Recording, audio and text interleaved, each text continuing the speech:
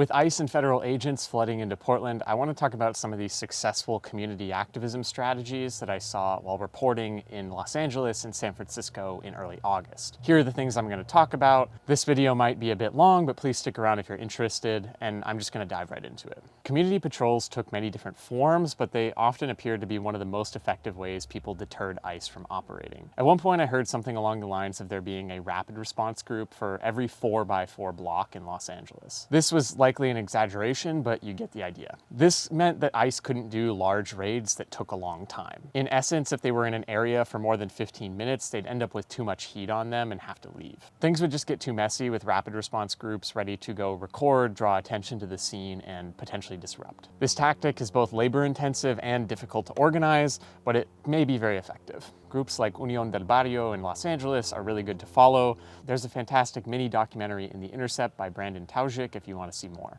Before I continue, I want to stress that these patrols and most of the organizing that I saw was decentralized, making it harder to track and disrupt. Many community defense groups formed from other issues, such as the Altadena fires or environmental causes, helping to rapidly mobilize support when the crackdown began. Defense corners. Similar to community patrols, people operated these defense corners at Home Depots throughout the work week. Often this looked like a tent with resources, know your rights info, water and snacks for day laborers, and volunteers ready to respond to ICE in a number of different ways. One group that I met in Pasadena likely played a role in warding off ICE for nearly 2 months. When I was there, they were the only Home Depot that I knew of that hadn't been raided yet. This group first got started just with patrols in the parking lot, but they later set up a volunteer tent and built community with the day laborers. This strategy seemed to provide some comfort and build solidarity with those who were most threatened by ICE. It also seems particularly effective when ICE has locations that they go to repeatedly. So far, I don't think we've seen this as much in Portland, but with the influx of federal agents, it could become more common.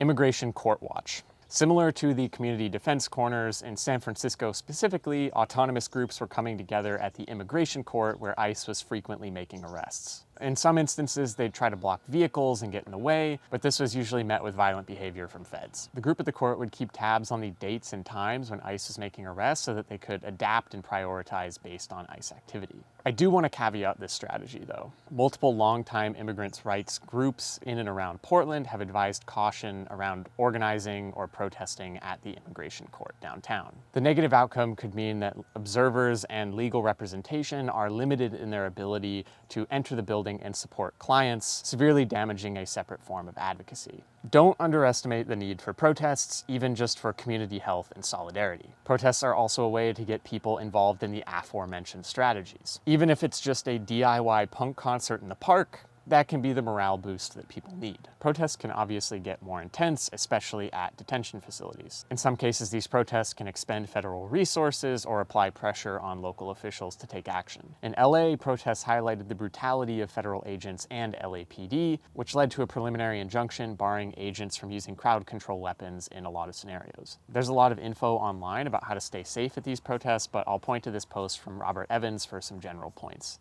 No matter what you think is going to happen, I always recommend writing emergency contact numbers and jail support on your arm before going into any of these situations. Just as an example, I was at the Metropolitan Detention Center in LA, where even members of the press with badges were beaten with batons, kettled, and arrested by LAPD, all despite a temporary restraining order. Boycotts. There was a growing movement to boycott businesses like Home Depot in LA for their cooperation with ICE. This is a way that people can get involved a bit more passively if they don't have time to volunteer. It's important to keep in mind that certain threatened groups, like day laborers, may not be able to participate in the boycott as easily. Documenting and the hotline. Most people will not directly intervene with ICE, but documenting is still extremely important and within your constitutional rights. You can do so from a safe distance and gather info to protect those being arrested and get them legal aid faster. I'll give a basic summary of what you should do when you're recording, but for more info, I highly recommend checking out Jeremiah Hayden's piece in Street Roots. First, keep a safe distance, beware of your surroundings, and call the Portland Immigrant Rights Coalition hotline as soon as you can. Second, start filming as soon as possible. Third, try to get the information of those being detained, such as names, birth dates, and emergency contacts or phone numbers. Lastly, get as much info on the arrest as you can, such as the number of agents, their license plate numbers, the equipment they have, and if they showed a warrant. That's pretty much all I've got for now. I'm going to put up a few immigrant rights groups that I think you should follow. Please be safe, work with your community, and follow me for more coverage of activism and ICE activity in Portland and beyond.